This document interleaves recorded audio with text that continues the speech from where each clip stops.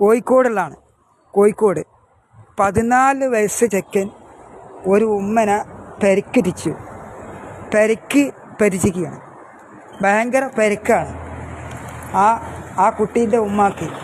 എന്തിനാ വെച്ചാൽ ആ കുട്ടീൻ്റെ ആ ഉമ്മനെ എന്ത് ചെയ്തു വെച്ചാൽ ഫോണ് കൊടുക്കാനിട്ട് ഗെയിം കളിക്കാൻ ആ 14 സെക്കൻഡ് കൊടുക്കാനിട്ട് ആ ഉമ്മനെ കുത്തി പരിക്കേറ്റിച്ചിരിക്കുകയാണ്. കുത്തി പരിക്കേറ്റിച്ചിരിക്കുകയാണ്.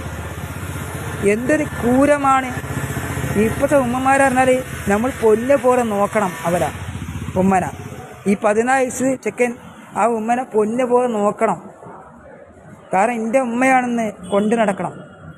അല്ല വേണ്ടിയത് കൊണ്ട് നടക്കണം. കാരണം ഇങ്ങനെ ഒരിക്കലും ചെയ്യാൻ പാടില്ല. കാരണം ഒരു ഉമ്മ നമുക്ക് ചായ ആയാലും ചോറായാലും ഉണ്ടാക്കി തരുന്ന ഉമ്മയാണ്. ആ ഉമ്മനെ എന്തിനു വേണ്ടിയാണ് ആ 14 വയസ്സ് ചെക്കൻ കുത്തി പരിക്കേറ്റിച്ചത്? ആ കോഴിക്കോട് ഭാഗത്തുള്ളതാണ്. കോഴിക്കോടാണത്. കോഴിക്കോട് നമ്മുടെ മലപ്പുറത്തിൻ്റെ അടുത്താണത് കിടക്കുന്നത് അല്ലേ? ഇത്ര ഒരു ജീവിതം ഇങ്ങനെ ചെയ്യാൻ പാടുണ്ടോ? ഒരിക്കലും ചെയ്യാൻ പാടില്ല. ഒരിക്കലും ഒരു 14 വയസ്സൊക്കെ ആ ഉമ്മ നല്ല കാര്യത്തിനാണ് പറഞ്ഞത്. ഫോണ് എടുത്താൽ അല്ലെങ്കിൽ ഫോൺ പൊട്ടിയിരിക്കും, അല്ലെങ്കിൽ ഗെയിം കളിച്ചാൽ ഫോണിൻ്റെ ബാറ്ററി ലീക്ക് വരും, ഫോൺ പൊട്ടിയിരിക്കും. ഈ നല്ല കാര്യമാണ് ഉമ്മമാർ പറഞ്ഞത്. അത് ആ 14 വയസ്സൊക്കെ കേൾക്കാതെ കത്തി എടുത്തുകൊണ്ട് കുത്തി പരിക്കേറ്റിന്. ഒരിക്കലും ഈ കുട്ടികൾ ഈ 14 ചെക്കന്മാരിലടുത്ത് കത്തി കൊണ്ടാക്കരുതെന്ന് ഉമ്മമാർ പറഞ്ഞു. ഒരിക്കലും കത്തി കൊണ്ടാക്കരുത്.